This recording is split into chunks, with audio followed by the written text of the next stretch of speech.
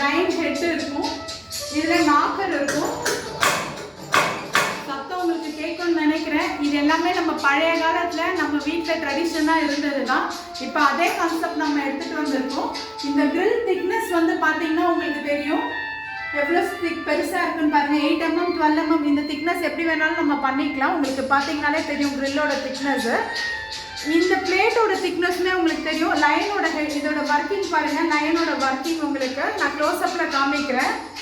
லைனோட அந்த பிடரி, சிங்கத்தோட பிடரி, சிங்கத்தோட கண்ணு, அதோட டீட்டெயிலிங் எல்லாமே தெரியும். நாக்கர் எவ்வளோ ஸ்ட்ராங்காக இருக்குது பாருங்கள். என்ன எப்படி இழுத்தாலும் ஒன்றுமே ஆகாது, ஸ்ட்ராங்காக இருக்கும் உங்களுக்கு நாக்கரு.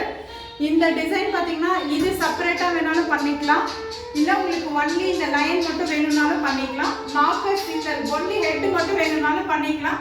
இன்னொரு கான்செப்டில் பார்க்கலாம். தேங்க்யூ.